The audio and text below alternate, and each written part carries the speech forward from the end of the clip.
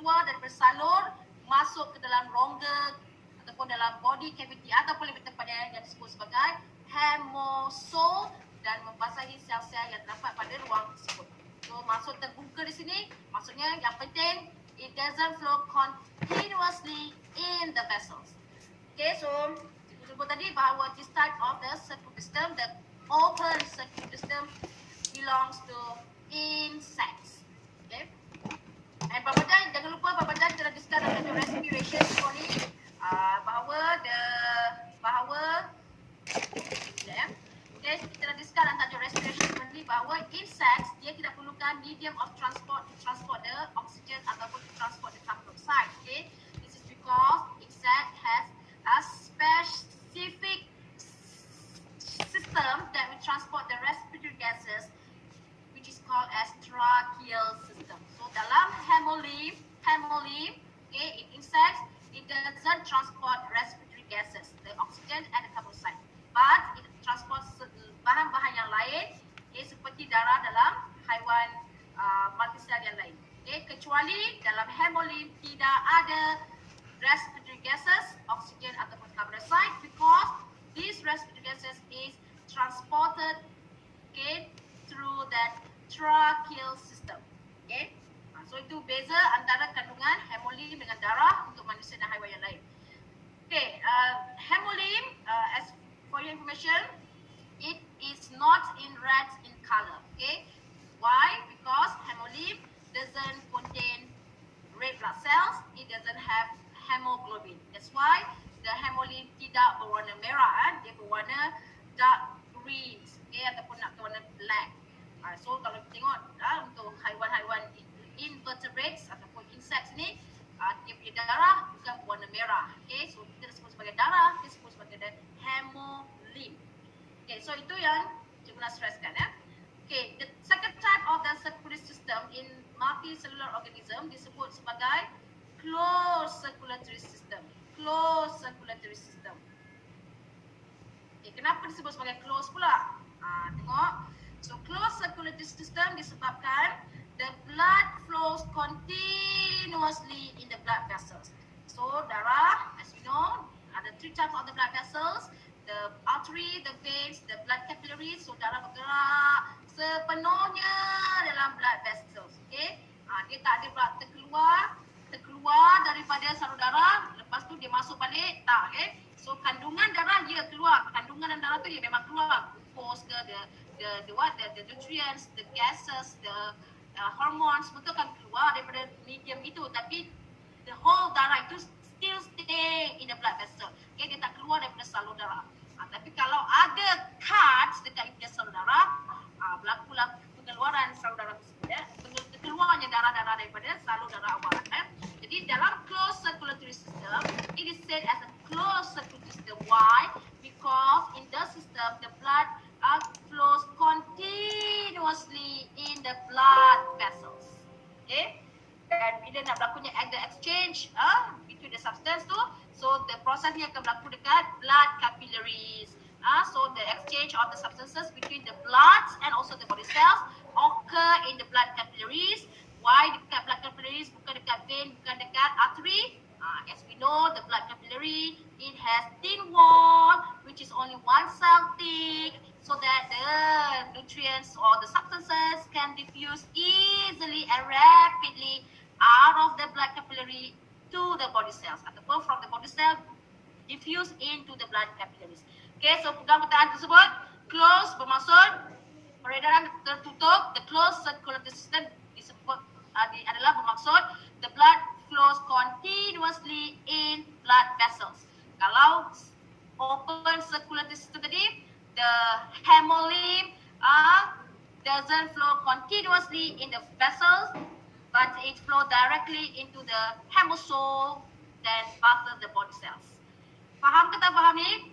Masuk peredaran terbuka dan tertutup ni, kelas? Faham? Ya. Next, kita pergi kepada the type of the circulatory systems in multicellular organisms. Okay? Mana gambar dia?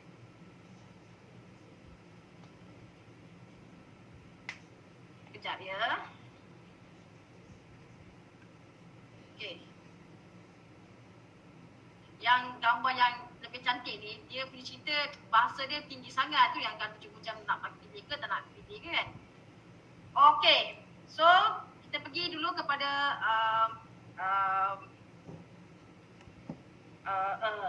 okey, jenis peredaran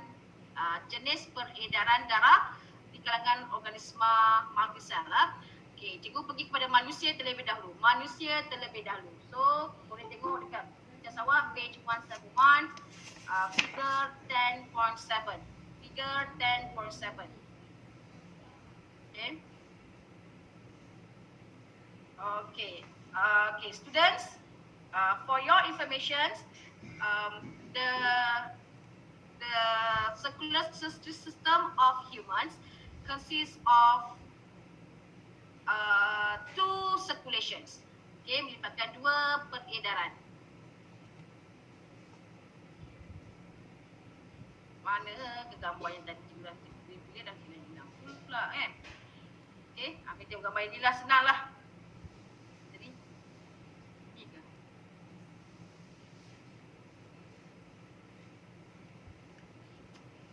Inilah. Okay, so ada peredaran dalam badan manusia ya. Melibatkan dua peredaran. Pertama, from the heart to the lungs, back to the heart. Heart, lungs, heart. Yang pertama. Kedua, heart to the body cells and back to the heart. Okay, so itu jenis yang kedua. So ada nama dia. Okay, cikgu lah, susah nak mengajar macam ni. Tak dapat mati ni tak ni ya. Oi.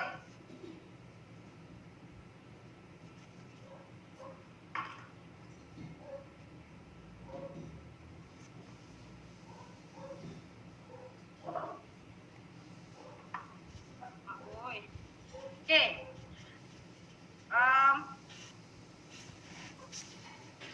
Sekejap.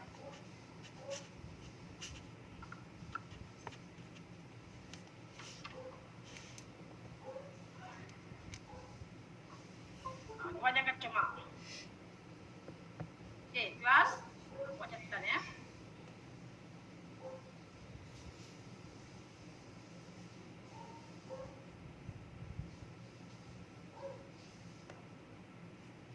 Okay, cikgu sebut tadi bahawa ada dua jenis. Yang pertama disebut sebagai open circulatory system.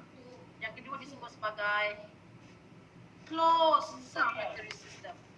Okay, so peredaran terbuka dan tertutup. So cikgu dah jelaskan kenapa disebut sebagai terbuka dan kenapa disebut sebagai tertutup. Okay, di bawah kategori closed circulatory system di mana the blood flows continuously in the blood vessels. So tulis jangkaan awak ya, blood flow continuously in the blood vessels kan. Okay, kita bagikan dia kepada beberapa jenis yang lain. Okay, so pertama kita ada single closed circulatory system. Kedua kita ada double closed circulatory system. Single closed, double closed. So apa maksud single closed circulatory system ataupun sistem peredaran tertutup tunggal? Okay, so single closed circulatory system merujuk kepada the flows of the blood into the heart only once. Flow of blood into heart, okay, adalah once. So darah masuk ke dalam jantung sekali sahaja. So kita sebut dia sebagai sistem peredaran tertutup tunggal disebabkan darah masuk ataupun mengalir ke dalam jantung hanya sekali sahaja dalam one complete cycle. Okay, dalam satu pita yang lengkap. So, kenapa tertutup? Kita tahu tadi sebab darah mengalir dalam salur darah secara berterusan. Kenapa dia disebut sebagai single ataupun tunggal? Disebabkan darah masuk ke dalam jantung hanya sekali sahaja. Okay. Manakala untuk double closed circulatory system, yes, closed disebabkan darah flows continuously in the blood vessel. But why it is called as double? This is because the blood flows, okay, twice into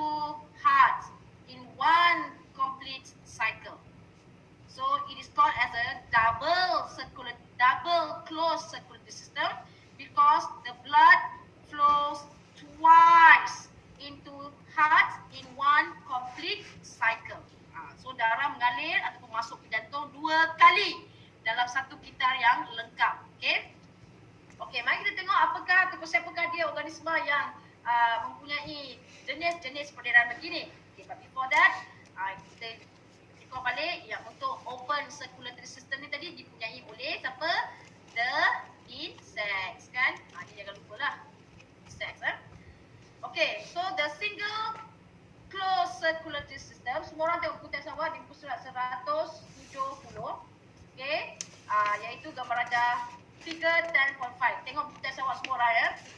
Okay, so as you can see that the single close of the of the circulatory system ini dipunyai oleh organisma yang dipanggil sebagai fish. So fish has single closed circulatory system. Okay, kenapa? Okay, kalau kita tengok gambar rajah fish, tengok gambar rajah circulatory system of the fish, tengok semua orang. Okay, the heart of the fish consists two chambers. Ada dua chambers di situ. One atrium, one ventricle.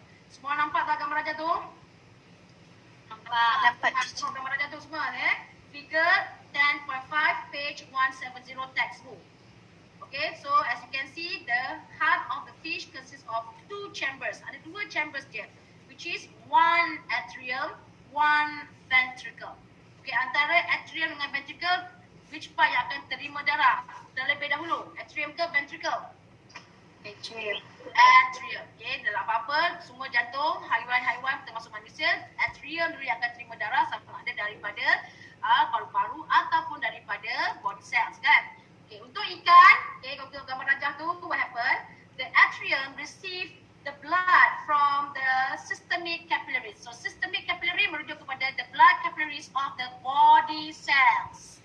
The blood that comes from the body cells. Okay, so agak-agaknya what is the content of the blood? Okay, that flow from the systemic capillaries into the atrium of the heart. Is it contain oxygen or less oxygen or more oxygen?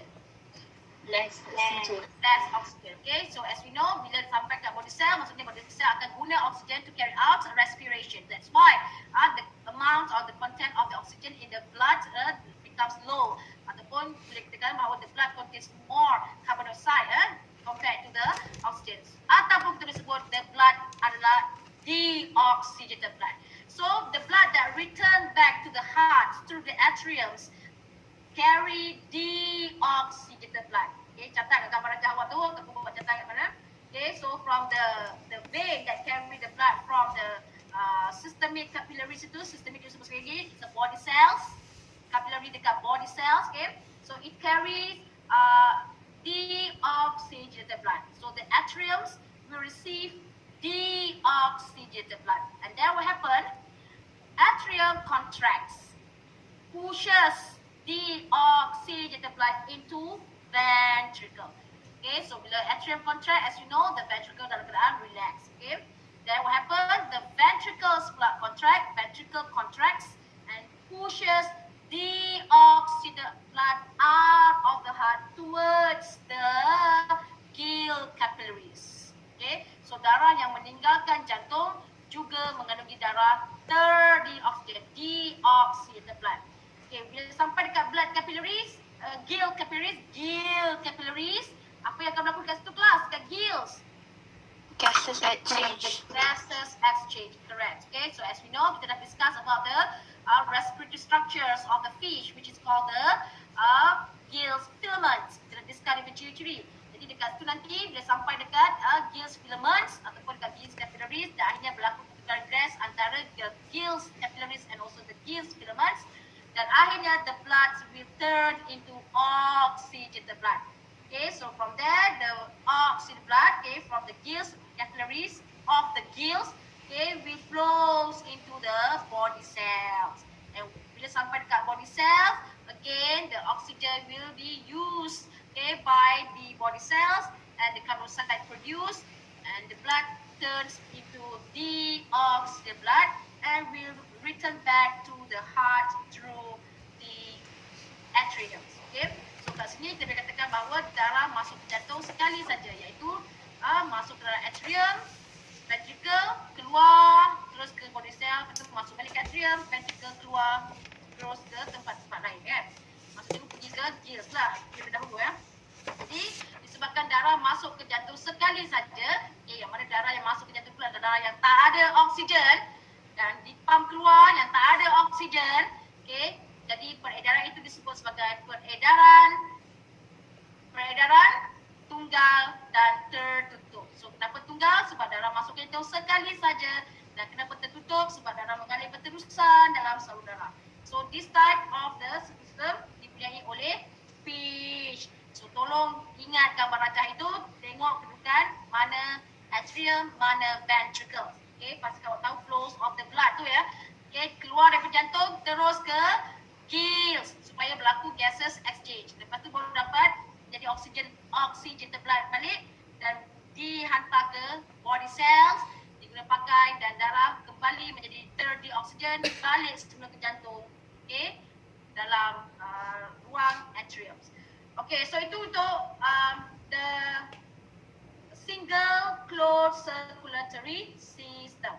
Next kita pergi pada yang double close. So disebut double. So double maksudnya darah mengalir ke dalam jantung 2 kali. So di bawah double close kita bagi pada 2 jenis lagi. Kita ada incomplete double close circulatory system and also complete double close circulatory system. So apa bezanya? Kenapa disebut sebagai tidak lengkap dan kenapa disebut sebagai lengkap?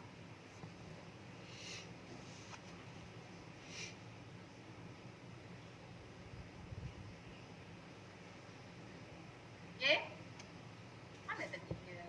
Jadi ya. The double close dan juga the double close complete, double close incomplete. Cikgu pergi kepada yang complete terlebih dahulu. So kenapa disebut sebagai complete? This is because the heart contains 4 chambers, which 2 atria and also 2 ventricles. Jadi apa kelebihan dia bila ada 4 chambers tu? Kelas. Ni gambar jantung. Ni jantung ada 4 ruang. 2 atria di bahagian atas, 2 ventricles di bahagian bawah. Jadi, and as we know, the right side of the heart and the left side of the heart is separated by a wall of septum. Jadi semua ruang-ruang ini tidak bercampur, dipisahkan oleh dinding yang disebut sebagai septum. Bapak-bapak, jadi kenapa disebut sebagai lengkap tu tadi?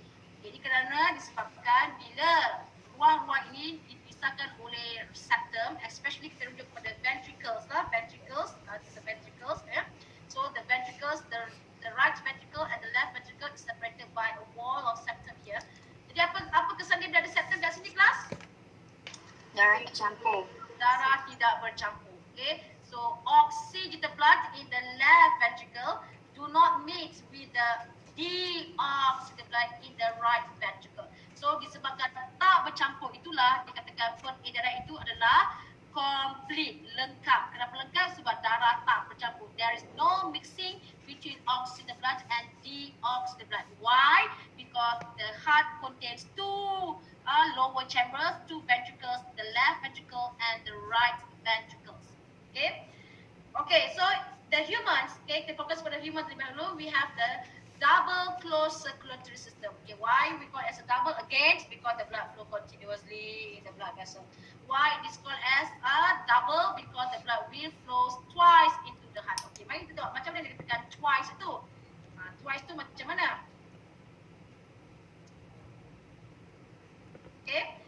So for your information, the peredaran darah manusia terbagi kepada 2 jenis. Pertama, from the heart to the lungs, and back to the heart. Kedua, from the heart to the body cells and back to the heart. Jadi darah kedua masuk ke jantung 2 kali. Pertama, jantung. Tengok gambar jantung pergi ke sel badan, balik sebelum ke jantung sekali. Yang kedua tadi, keluar pergi ke paru-paru, balik semula ke jantung. Okay. So, 2 kali darah masuk ke jantung. Sekali daripada sel badan balik ke jantung. Kedua, daripada paru-paru ke jantung balik. Okay. Jadi, disebabkan darah mengalir 2 kali dalam jantung yang melibatkan 2 peredaran. Pertama, from the heart to the lungs. Ini gambarnya lungs lah, tapi ini dia punya peredaran dia. Kalau kita lebih detail lah, heart to the lungs, back to the heart. This type of circulation is called pulmonary circulation. Okay, bila darah bergerak, beredar dari the heart to the lungs, back to the heart. So this is called as pulmonary circulation.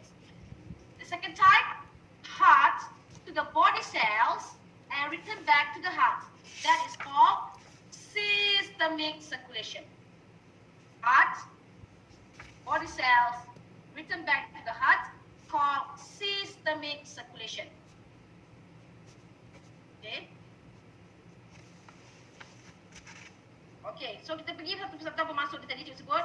Okay, yang pertama cikgu ada sebut systemic dan kedua cikgu sebut apa tadi? Pulmonary circulation. Okay, so systemic circulation secara umum cikgu sebut jantung, body cells and return back to jantung. Okay, heart, body cells, heart.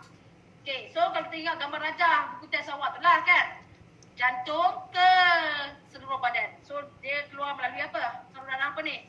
Ke mana? Aorta. Aorta. And then dia bawa branches to the smaller artery. Okay, sampai kat body cell ni kat mana ni? Kat blood capillary, bla bla bla bla. Okay, return back to the heart melalui apa? Superior vena cava. Okay, we have vena cava here. Atas ataupun bawah, superior ataupun inferior. Jadi bila darah mengalir daripada jantung ke body cell dan balik semula ke jantung, maka peredaran itu disebut sebagai peredaran sistemik. Okay, so kita pergi jantung ada berapa ruang tadi kelas? 4. 4. Okay, so kelas sini dah kan?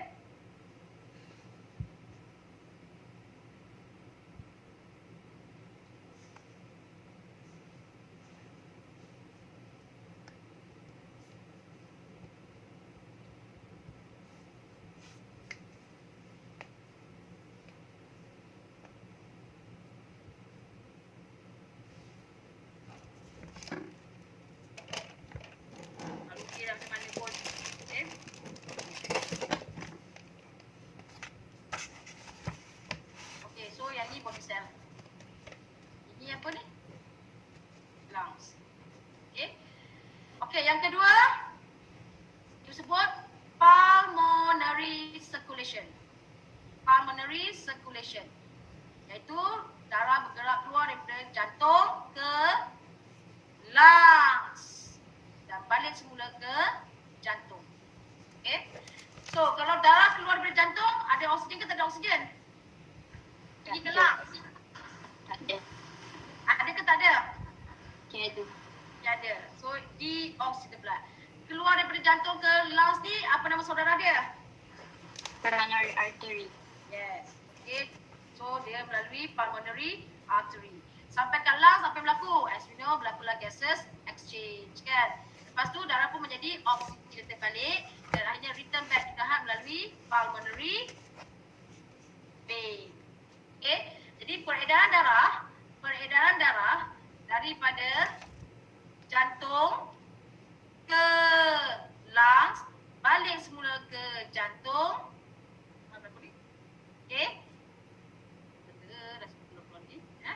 Jadi yang ini disebut sebagai pulmonary circulation. So cikgu sebut umum je lah jantung, paru-paru jantung, tapi orang tahu jantung nak ke paru-paru tu melalui apa? Salur darah apa kandungan darah dia? Balik semula ke jantung, okay, dan sebagainya. Manakala jantung ke body cell dan balik semula ke jantung, so this is called systemic circulation. So systemic bermaksud peredaran ke body cells. Okay, so kalau tadi untuk pulmonary circulation, darah terdi oksigen pergi ke lungs dan balik sebelum ke jantung mengalami oksigen dan untuk systemic circulation, darah yang mengandungi oksigen, keluar daripada jantung pergi ke body cell dan balik semula ke jantung. Yang kedua, daripada jantung keluar pergi ke body cell dan akhirnya balik semula ke jantung. Berapa kali darah masuk ke jantung, kelas? 2. 2 kali. Jantung ke paru-paru, balik ke jantung. Sekali masuk.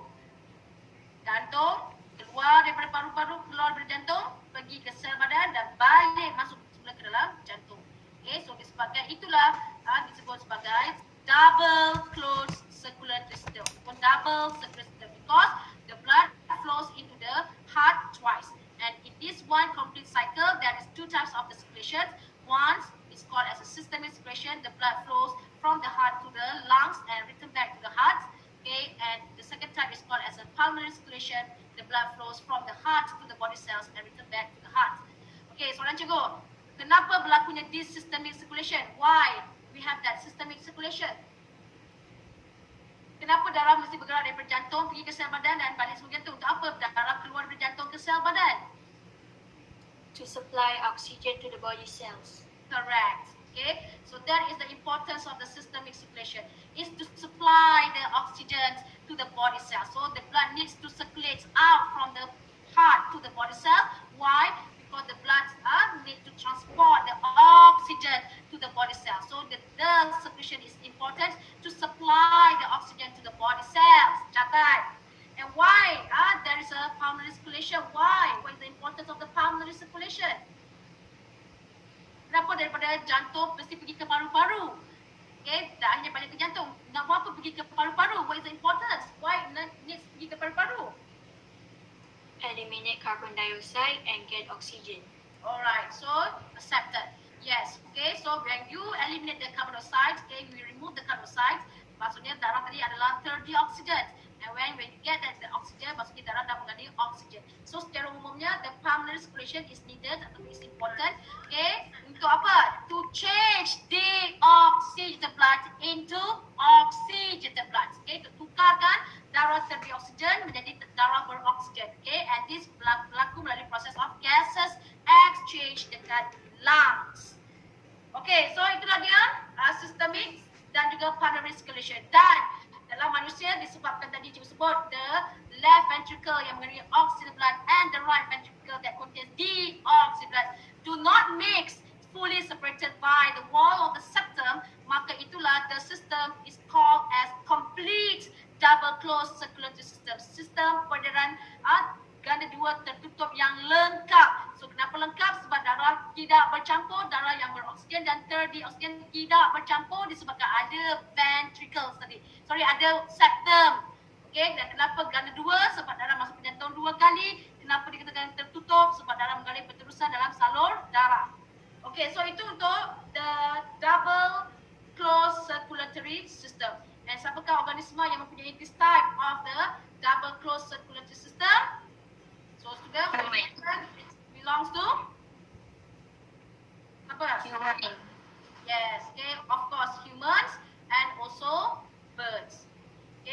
So kumpulan humans and also birds. Jadi antara humans dan birds, kita pilihlah humans yang lebih utama adalah sebab human lebih sukses, lebih berjaya, lebih maju berbanding birds. So catat apa reason kenapa disebut sebagai complete, double and closed itu tadi. Next kita pergi pada incomplete double closed circulatory system. Kenapa disebut sebagai incomplete pula? So ini disebabkan bahawa kenapa pula? This organism dia punya jantung terdiri daripada 3 chambers, 3 ruang saja. So untuk incomplete, the organism, the heart of the organism contain 3 chambers.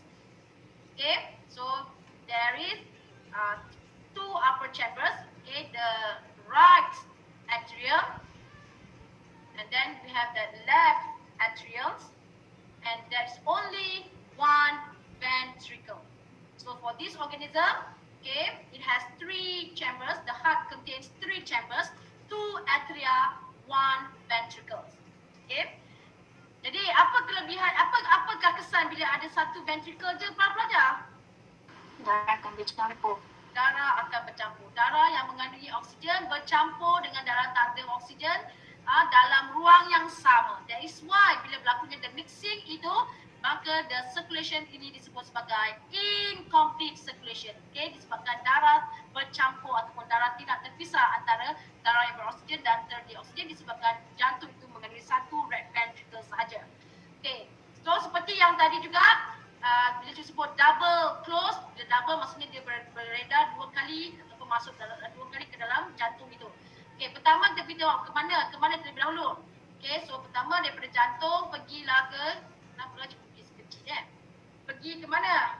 Daripada jantung pergilah ke lungs ataupun pergilah kepada skin dan seterusnya balik semula ke jantung. Okay, so peredaran ini disebut sebagai pulmocutaneous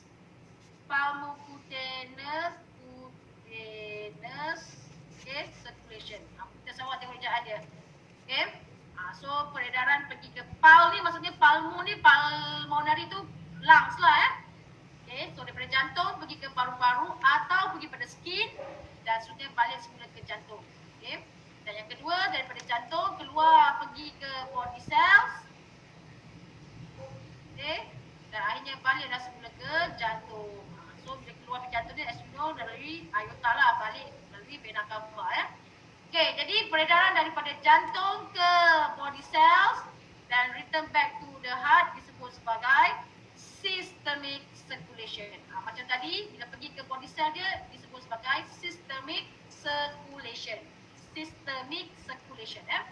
So, untuk ini, this type of circulation dipunyai oleh kumpulan amphibians and also reptiles. Okay, so amphibians, frogs.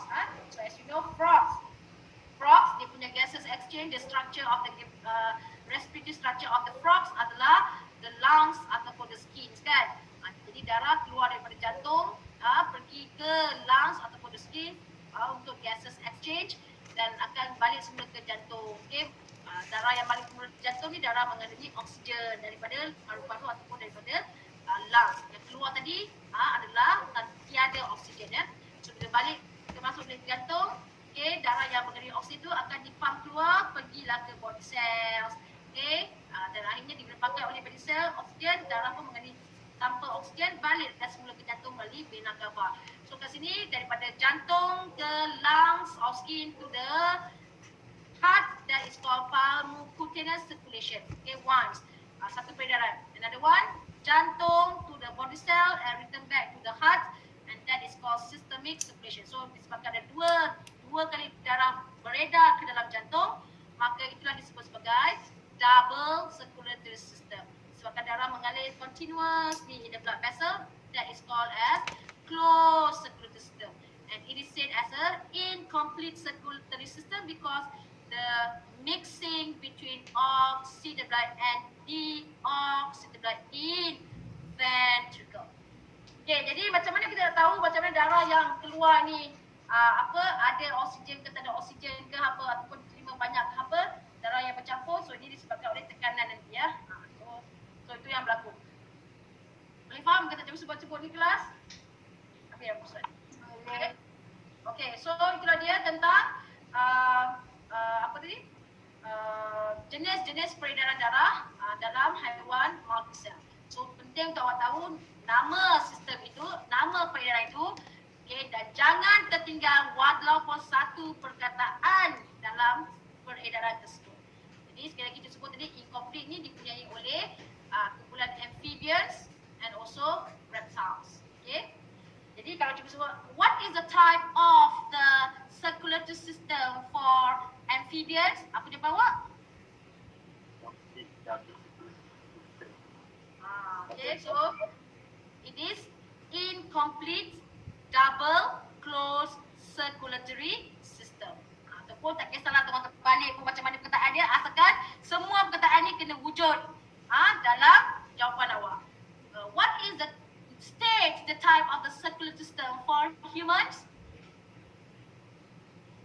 Pulmonary circulation. Complete double closed circulatory system.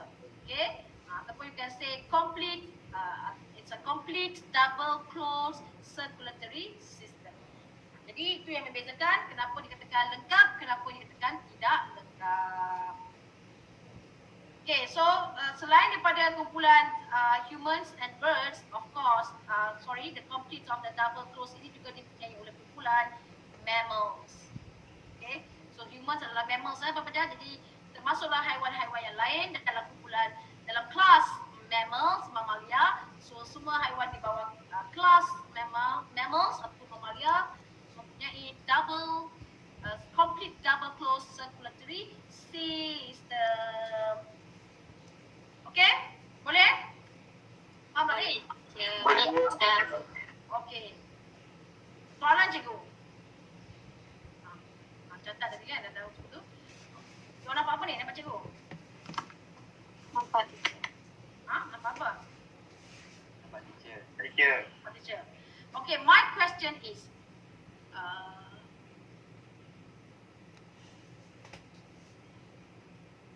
it is found that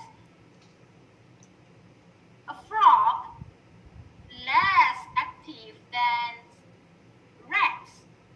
Frog less active than rats. Why?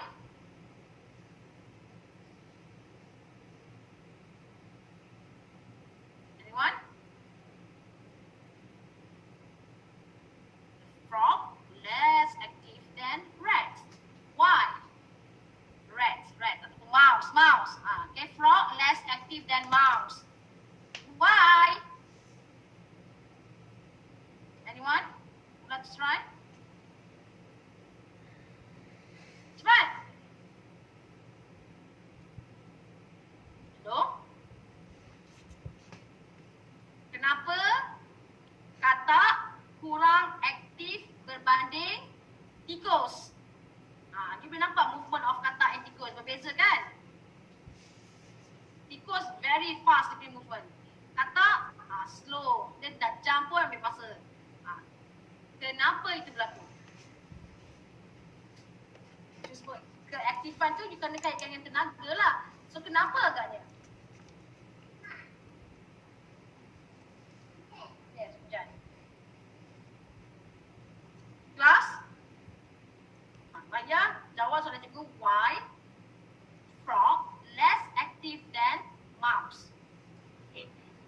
Because frog receive lower amount of oxygen compared to rats. This is because frogs have incomplete double closed circulatory system, while rats have a complete double closed circulatory system. So what if the frog has that incomplete double closed circulatory system? So what? In incomplete double circulatory system, deoxygenated blood and oxygenated blood is mixed. So the amount of oxygen is lower compared to separated oxygenated blood and deoxygenated blood. Yes, thank you. Thank you, Bahia. Good. Okay? So itu reason dia apa je. Okay? So kenapa frog less active than rats ataupun mouse? Because frog, the heart of the frog has 3 chambers, 2 atria, 1 ventricle. So what? Berlakulah mixing of oxygenated blood and deoxygenated blood in ventricle. So what? So less oxygen supply to the body cells of the frog. So what? So the energy produced, okay, in the body cell is lower. Okay, ataupun less amount of energy produced in the body cells. Faham? Faham. So soalan exam awak tak ada lebih direct. Namakan sistem itu, apakah dia tak ada macam tu? Fikir tinggi sikit arah dia. Okay? Tadi cikgu dah bagi kumpulan kelas-kelas dia. Cikgu sebut sebagai amphibian, cikgu sebut sebagai reptiles, or birds, or mammals, or fish. Okay? Tapi bila ni kita tanyalah contoh organisma dia kan. Jadi kena fikir. Jadi bila berlaku dia percantuman atau percampuran darah beroksigen dan antioksigen, maksudnya apa? Supply of oxygen to the body cell akan berkurang. So, bila kurang oksigen diterima oleh sel-sel badan, the rate of the cellular respiration in the body cell also will decrease. So, this produce less energy kan. Jadi jawapan awak kena akhirkan less energy tadi. So, kenapa kurang energy tadi? Sebab darah bercampur. Kenapa bercampur tadi?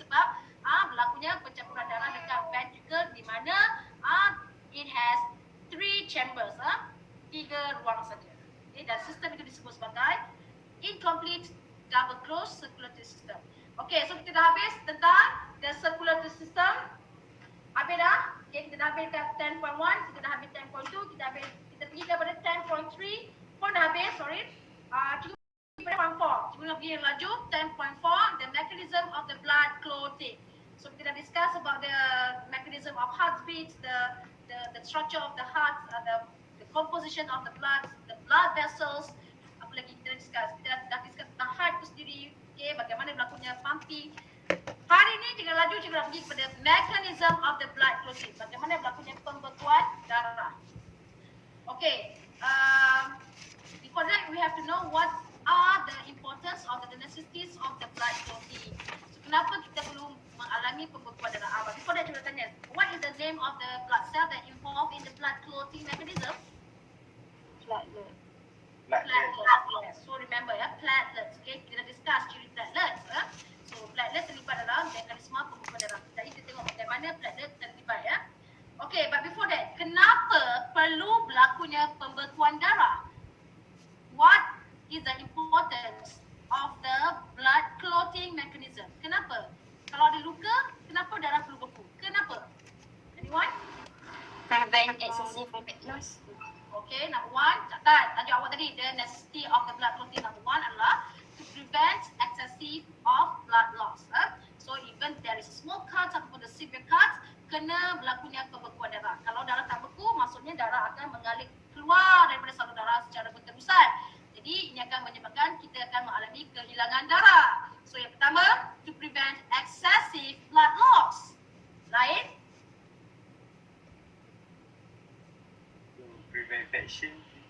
Prevent infection, yes. Okay. So bila berlakunya pembekuan darah bermaksud the cuts of the blood vessel will be sealed. Okay. Jadi kita nak mengelakkan daripada entry of the bacteria ataupun the microorganisms that can infect our body, that can cause disease to our body. Jadi penting untuk berlakunya pembekuan darah supaya dapat prevent the entry of the microorganisms ataupun the bacteria, okay, that can cause infections of the diseases. Okay, yang kedua, mengelakkan daripada kemasukan mikroorganisme ke dalam salur darah yang boleh menyebabkan penyakit. Lagi? Maintain blood pressure. Yes, to maintain the normal blood pressure. So bila darah, salur darah kita berlakunya luka, okay, bila luka itu menyebabkan darah keluar daripada saudara ya Bapak Jah.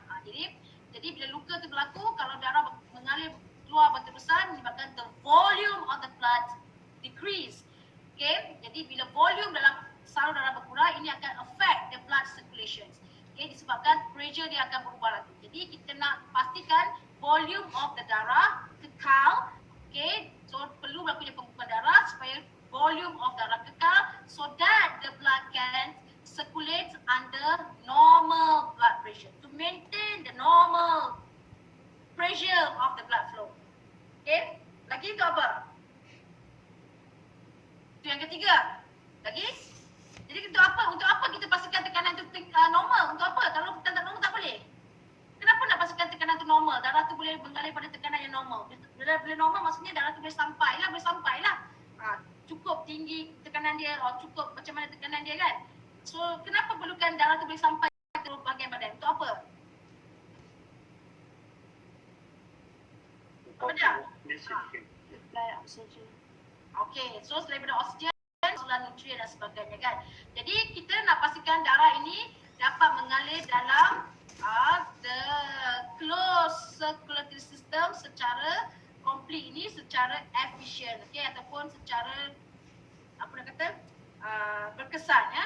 Jadi bila darah tu mengalir dalam salur darah yang berterusan, okay, sampai ke seluruh badan, maksudnya dia boleh hantar seluruh keperluan oleh sel-sel badan ataupun dapat mengangkut segala bahan-bahan yang perlu disingkirkan daripada sel-sel badan. Jadi darah itu dapat mengalir ataupun the blood can circulate in under the normal circulatory system. Then the blood can circulate well lah umumnya ya. Okay, so catat dia punya jawapan situ, jawapan pula dia punya fakta di situ. Okay, kenapa perlunya sistem peredaran pembekuan darah itu berlaku? For reason kita dah discuss tadi, pertama nak prevent excessive blood loss, kedua kita discuss nak prevent the entry of the microorganism, ketiga kita dah discuss to maintain the normal blood pressure, dan yang keempat adalah to maintain the circulations of the blood in close complete double circulatory system, double close complete circulatory system. Okay, jadi for your information, the mechanism of the blood clotting involve a series of chemical reactions. Dia melibatkan beberapa step di situ. Ini dia dia punya kepentingan tadi. Okay. Buku teks awak, buku surat 183. Alright. The mechanism of the blood clotting, ya. Jadi dia melibatkan beberapa series of reaction. So dengar betul-betul apa yang berlaku. Buku teks awak tu ayat dia satu persatu berikut tu, ya. Okay. Jadi Bapa Jal, the series of the chemical reactions in the blood clotting mechanism berlaku jika dia melibatkan severe cuts, luka yang lebih besar. Kalau luka kecil tu, dia tak melibatkan tindak balas kimia yang panjang. Dia berhenti pada satu peringkat saja. So, for the first step, if there is any cut, ada cut dekat you punya blood vessels, so what happen? The blood vessels, around the wound will constrict, dan seterusnya the platelets, and also the damaged cells, and also the clotting factors will form activator ataupun will form enzymes. But before that nak sebut dulu, bila luka tu berlaku, saudara awak akan mencerut, constrict. Dan akhirnya dalam saudara tu ada sel darah bernama platelets. So what happen? The platelets will become sticky and menyebabkan all the platelets clump together ataupun agglutinate together. So berlakunya agglutination di sini, pergumpalan platelets. Pergumpalan tu maksudnya dia clump, dia melekat, dia stick together. And this will form what we call as a platelets plaque. Platelets plaque. Platelet. Jadi bila wujudnya platelets ini, platelet plaque, ni dia. Macam ni pada peringkat awal, platelet plaque. Jadi the platelet plaque ni boleh menutup luka tersebut dan menghalang darah daripada keluar. Itu jika berlaku small cut, enough dengan formation of the platelet plaque, di mana the platelets become sticky and stick together, clump together, and form a plaque over the wounds, and this will prevent the blood loss. But if there is severe cut, the severe cut, what happen? Kita sambung lagi. The clump platelets ataupun the platelets yang telah agglutinate itu tadi, together with the damaged cells and also the clotting factor in the blood plasma, will release a chemical substance ataupun it's called as an activator, which is called thrombokinase. Thrombokinase. So as you can see ada perkataan A, S, E, ada huruf A, S, E kat belakang ni. So A. Jadi ini adalah enzymes. The platelets together with the damaged cells and also clotting factors will form or will produce or release thrombokinase.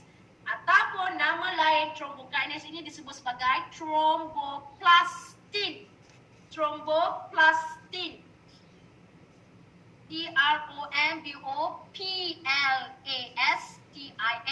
Ingat baca nama-nama enzim ni ada punya in kan? Trypsins, renins, pepsins, uracils. Itu juga adalah enzymes.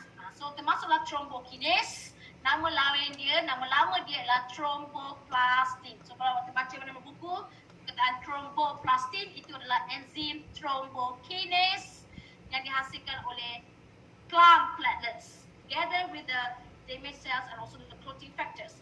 So what is the importance of the thrombokinase ini? Dengan betul, the thrombokinase that released by the platelets tadi will convert prothrombin into thrombin. The thrombokinase converts prothrombin into thrombin. Okay, what is the prothrombin? So prothrombin itu adalah inactive plasma protein. Plasma protein yang tak aktif, ya. So it is called as prothrombin, which produced by liver. So the prothrombin is produced in liver, and the formations of the prothrombin requires vitamin K. Okay, that's why kita perlu makan makanan yang mengandungi vitamin K supaya membantu penghasilan that inactive plasma protein called prothrombin. So siapa yang hasilkan prothrombin tadi? Liver. Nak menghasilkan dia perlukan vitamin K. Jadi apa yang berlaku tadi? The thrombokinase yang dihasilkan oleh platelets akan convert prothrombin into thrombin, which is from the inactive plasma protein called prothrombin into thrombin, which is active plasma protein. Okay, inilah plasma protein yang tak aktif, ini adalah plasma protein yang aktif. Jadi nak convert that prothrombin into thrombins, it is converted by enzyme, catalyzed by enzyme called thrombokinase. Okay, adding the information here, the conversions of the prothrombin into thrombins requires the presence of calcium ions. Perlukan kehadiran calcium ions. Okay, the prothrombins converts into thrombin by thrombokinase. Okay, requires calcium ions. Okay, next what happens bila dapatnya thrombin, which is the active plasma protein. Okay, next the thrombins, okay, catalyzes the conversions of the fibrinogen into fibrin. Thrombin, okay, that converts ataupun that catalyzes the conversions of the fibrinogen into fibrin. Okay, student, for information, the thrombokinase and also the thrombin itu mereka berdua bertindak sebagai enzymes, ya, yang akan memangkinkan tindak balas tersebut. So thrombin, dapatnya thrombin, which is active plasma protein, ya. Okay, dia akan menukarkan pula, membantu memangkinkan tindak balas pertukaran fibrinogen into fibrin. Apa guna pula fibrinogen ni? So fibrinogen adalah soluble plasma protein yang larut, okay, akan ditukarkan menjadi fibrin, which is insoluble plasma protein.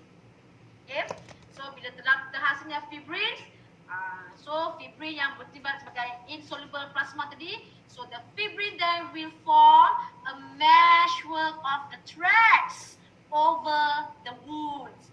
Okay, so fibrin akan menghasilkan jaringan berbenang di atas luka. Ni nampak ni, so nampak macam berbenang halus. So ini adalah the fibrin fibers, okay, yang terhasil daripada conversions of the fibrinogen into the fibrin by the thrombin tadi.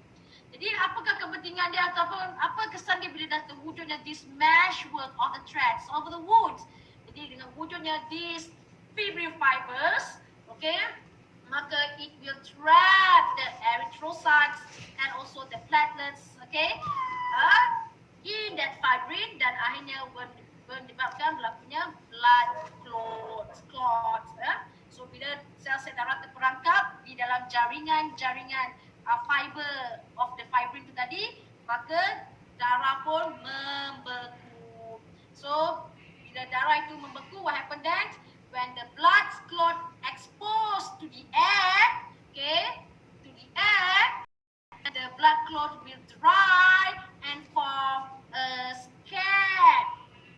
That class? Putih. Keruping. Tahu tak keruping tu apa? Keruping macam you all punya muka Tahu. kan, muka berjerawat, remaja tengah berjerawat sekarang kan, banyak pimples, tangan tu tak diam kan, pergi picit kan, lepas tu ada kan, macam ada darah-darah beku kat atas kulit-kulit awak tu, betul pergi remove kan lagi, betul, ada? Warna coklat ke, warna apa gelap-gelap kan, kecil-kecil tu, pergi remove kan lagi, lepas tu disebabkan gatalkan tangan tu gatal, pergi remove the sebelum tiba masanya. So what happened? Tinggallah scar luka tu? Scar tu apa? Parut. Parut kan. So for your information, the wound heal under the scab. Okay. So selagi the scab tu tak remove automatically, naturally, maksudnya the wound belum heal lagi. Okay, that's why kalau awak gatal-gatal, budak-budak macam ni, gerak, cabut sendiri kan. Apa berlaku? Lepas awak Berdarah. kopek, apa berlaku, Amira? Berdarah. Berdarah balik kan. Sebab apa? Luka belum sembuh. Jadi jangan kata-kata tangan tu. Bila tangan tu sibuk mengopek-ngopek that keruping, bukan kudis tau, keruping. Scab tu keruping ya. Your fingers ini ada banyak bakteria. Okay, so bila awak kata-kata kopek-kopek, okay, so luka tu belum sembuh, maka dia berdarah balik. Kan? Lepas tu bila dah ada luka, what happen? Adalah bukaan, ada cut dekat situ. Kalau kena yang dekat dia punya kepala, yang gatal-gatal picit kat dahi kan, especially dekat kepala lah kan. So kat situ ada saudara, bila awak pergi, bukan maksudnya bila awak pergi picit whatever pimples ke dekat punya bahagian kepala tadi, dekat dahi dan sebagainya. So bila ada situ ada luka tau apa dia? Bila dah berdarah tu luka lah tu. So bila luka maksudnya ada apa? Ada pore, ada liam, ada cut. So bila ada cut maksudnya apa? Ada bukaan di situ. So bila ada bukaan, as we know dalam udara ni ada banyak bakteria. That's why dia boleh masuk, okay, dan dia akan menyebabkan nanah dan sebagainya. Okay, so bahaya untuk awak beri satu sebarang luka di bahagian kepala, di bahagian dahi, mana-mana organ pada awak lah. Tapi bahayanya kat bahagian dahi sebab dia terus pergi ke bahagian otak awak nanti ya. Bahaya. Jadi sebab itu jangan kata-kata kopek luka, kopek you punya keruping sebelum masanya. Dia akan keluar, dia akan shed sendiri. Waktu awak mandi ke, waktu apa ke, bila dia dah betul-betul kering, dah betul-betul sembuh. Jadi luka tu akan sembuh di bawah scab. Jadi cikgu nak stress kat sini, yang penting awak kena ingat step bagaimana berlakunya the blood clotting mechanism. Pertama, when there is a cut sudden, the platelets, okay, will stick together, clump together, agglutinates. Itu dulu, to form platelet plug. Then the platelet plug can seal the wound, the small cut itu. But if there is a severe cut, then berlakunya that reactions of the chemical reactions, di mana the platelets yang clump tu tadi, together with the damage of the blood cell and also the clotting factor in the blood plasma, will release an activator called thrombokinase ataupun nama lainnya thromboplastin. So kenapa? Thrombokinase converts prothrombins, okay, iaitu the inactive plasma protein into active plasma protein called thrombins. And the conversions of the prothrombin into thrombins requires the presence of calcium ions. And the prothrombin is produced in liver that needs the vitamin K. Okay, then what happen? We dapat that thrombins, okay, it acts as an enzyme, will catalyze the conversions of the fibrinogen, which is the soluble plasma protein, into fibrin, insoluble plasma protein. Then the fibrin will form a thread-like fibers or proteins or meshwork of the threads, okay, over the wound to trap the red blood cells and also the platelets. Okay, so bila the blood cells trap, so these will form blood clots, and then the blood clots will expose to the air, dries up, okay, and will form scab. The wounds heal under the scab. Okay, boleh kelas? Panjang. Boleh, teacher. So tolong catat baru dah tu tulis kan. Okay, then the last one, Cikgu Nabila. Okay, lebih pada the health issue that related to the blood clotting. So apakah ada masalah-masalah yang berlaku dalam pembuatan darah? Okay, so ada beberapa perkara yang saya nak sebut sini. Saya ada sebut kat situ ya. Okay, pertama penyakit yang disebut sebagai hemophilia. So bila darah awak tak boleh beku, ada beberapa perkara penyakit yang berkaitan ya. Pertama, penyakit disebut sebagai hemophilia. So apakah benda ni? So hemophilia adalah disebabkan oleh lack of the clotting factor. Lack of the clotting factor menyebabkan the blood cannot clot normally. Okay, so the penyakit ini is caused by defective genes, disebabkan oleh genes yang telah mengalami mutations. Nanti kita akan belajar dalam tajuk tahun depan, inheritance, bagaimana berlaku di pewarisan hemofilia. So catatan awak di sini, hemofilia tadi disebabkan oleh defective genes, okay, and dia adalah menyebabkan the insufficient ataupun lack of formations of that clotting factor. So bila kurang faktor pembeku darah disebabkan gene itu gene, bukan gene itu ya, gen lah, dalam sebenarnya gen, English gene. So gene yang mengawal maklumat penghasilan clotting factor itu telah mengalami mutasi. Okay, kalau orang lain menghasilkan that clotting factor, tapi orang ini arahan dia tak menghasilkan clotting factor, sebab itulah darah dia tak ada clotting factor, jadi dia ada sebarang luka walaupun small cut. What happens? The individual will experience a severe bleeding. Okay, the blood will flows out continuously. Okay, tanpa sebab darah tak boleh nak beku. Duha, kenapa berkacau macam ni? Okey, itu pertama penyakit bernama hemofilia. Catatan yang pertama adalah darah tak boleh beku. Kenapa tak boleh beku? Sebab kurang faktor pembeku darah. Kenapa? Sebab disebabkan oleh gene yang telah mengalami mutation tadi lah, ataupun defect ya. Okey, itu yang pertama. Penyakit yang kedua. Okey, Bapak jawab for information, hemofilia ini adalah hereditary disease. Penyakit keturunan. Maksud this genetic disorder can be passed down from generation to generation. Okay, penyakit boleh diwarisi. Keturunan tu sendiri diwarisi lah. Okay, there's number one, hemophilia. Okay, kedua kita ada penyakit ataupun keadaan ini disebut sebagai thrombus. Thrombus ni pula apa? Thrombus adalah keadaan di mana the blood clot, dan menyebabkan damage of the blood vessels. Darah tu beku dan menyebabkan salur darah rosak. Okay, jadi thrombus, darah yang beku itu disebut sebagai thrombus. Jadi bila berlakunya thrombus ini, dia akan menyebabkan the damage of the blood vessels, okay, dan akhirnya menyebabkan the blood accumulates dalam blood vessels itu dan menyebabkan darah tak boleh bergerak ke saluran darah yang seterusnya. Okay, jadi kenapa boleh berlakunya thrombus? Thrombus ni berlaku disebabkan formations of the plaque. Contohnya apa? Macam kita cikgu sebut before ni, penyakit arteriosclerosis tu kan, okay, disebabkan oleh deposition of the cholesterol. So bila kolesterol tu hardens, mengeras, so dia boleh bergeser dengan salur darah, jadi menyebabkan luka dalam salur darah tersebut, dan menyebabkan darah akan membeku dalam salur darah tersebut. So itu antara salah satu punca berlakunya thrombus.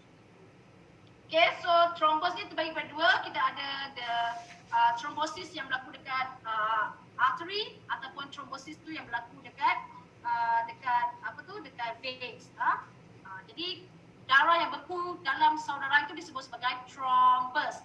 Conditions of the salur darah yang luka disebabkan oleh thrombus disebut sebagai thrombosis.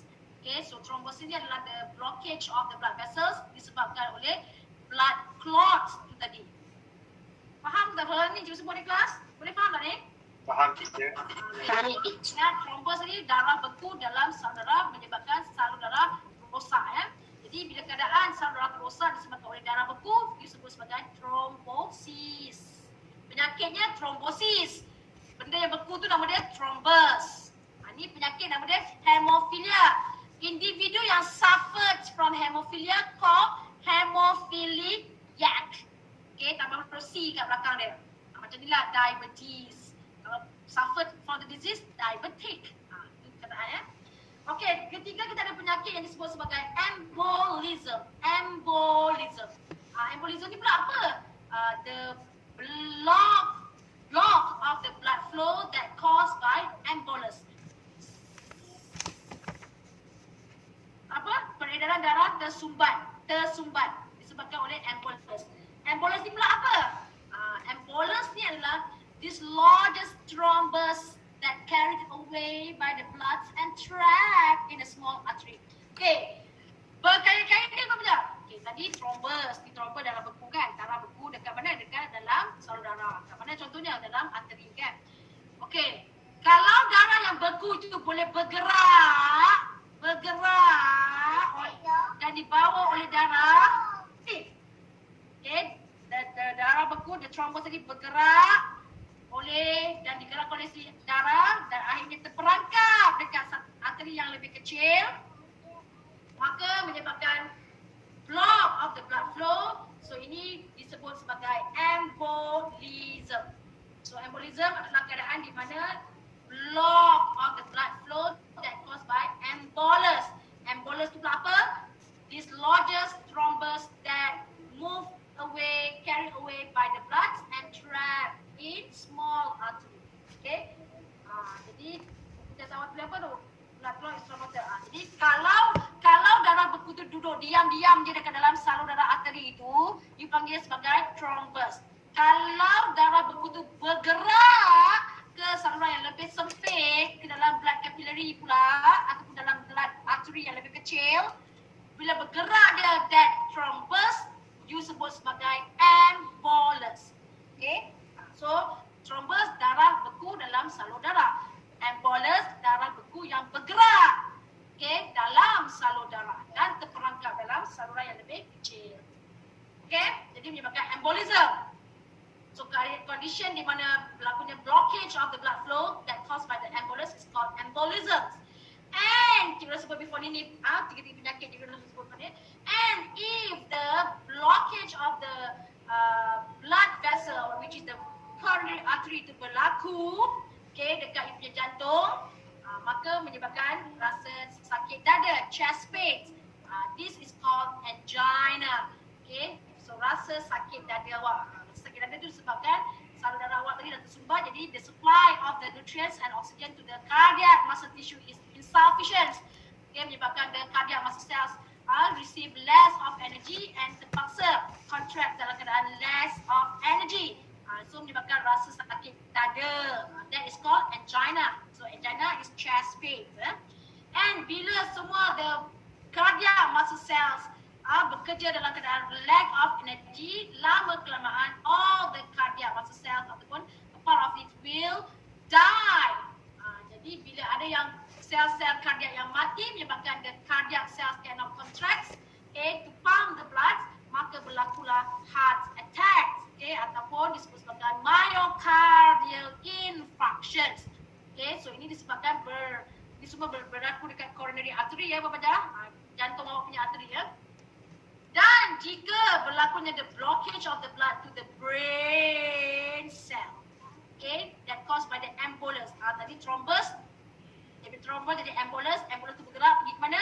Pergi kepada sel dekat otak, menyebabkan the artery of the brain block, menyebabkan the brain cell awak tak boleh terima the nutrients, the oxygen gas, maka berlakulah stroke ataupun nama lain disebut sebagai brain death, kematian otak.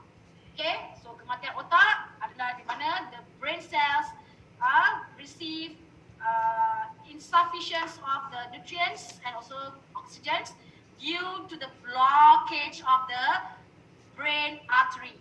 Okay, disebabkan oleh embolus tadi. Jadi fahamkan nama-nama penyakit tu: hemophilia, thrombosis, hemophilia, thrombosis, embolisms, angina, heart attack ataupun myocardial infarction, stroke. Jadi yang berkaitan dengan you punya jantung awak ialah yang ini heart attack, angina, okay, juga disebabkan oleh thrombus and also embolus. Stroke bukan jantung ya Bapak Jah. Stroke bukan jantung. Stroke adalah otak. Okay, otak awak yang tak dapat cukup oksigen dan juga nutrien disebabkan salur darah arteri di bahagian otak tersumbat oleh darah beku yang bernama embolus tadi. Okay? Boleh faham tak apa yang sebut ni? Kelas? Boleh, teacher. Okay, so kita habis the mechanisms of the blood clotting. So kita dah habis sampai 10.4 dan cikgu juga dah habis 10.6 sebenarnya. 10.6 pun dah sudah, kami bisa 1.1 dah termasuk dah. Cuma kalau dia kita sama di pusat 187 subtopik 10.6, ada dua perkataan yang lebih kurang sama bunyinya. Pertama arteriosklerosis, kedua arteriosklerosis. Okey, yang mana yang datang dulu? Mesti berlaku artero baru arterio. Artero tu apa? Itu dia berlakunya formations of the plaque on the wall of the artery. Plaque tu apa? Daripada mana tadi plaque tu? Daripada deposition of the cholesterol. So siapa yang makan makanan yang mengandungi kolesterol yang tinggi, high lipids, high oil, okay? So the high cholesterol will be deposited on the inner wall of the artery and form plaque. So bila dia membentuk menghasilkan plaque. Jadi the plaque yang form from the cholesterol ini, okay, menyebabkan the blood vessels, the lumen of the blood vessels become narrow. So ini mendatangkan keadaan yang disebut sebagai arteriosklerosis. Lepas tu bila disebabkan the plaque tadi dah mengeras dan akhirnya menyebabkan the artery dia hilang dia punya elasticity, okay, jadi keras, barulah menyebabkan what we call as arteriosklerosis. Okay. Okay, so itulah dia penyakit-penyakit bla bla bla. Dan tengok buku test awal tu perbezaan myocardial infarction tu, itu lebih tepat ya. Kalau orang sebut perkataan heart attack tu umum sangat. Heart attack tu umum, orang kampung boleh sebut heart attack. So guna perkataan betul, myocardial infarction. Okay. Alright, so cukup berhentikan sini. Dah habis semua sampai 10.6. So kita tinggal lagi berapa topik ni? 3 topik iaitu blood group supplements, termasuklah the human lymphatic system, dan yang terakhir apa dia? The issues that related to the human lymphatic system. Okay, so that's all.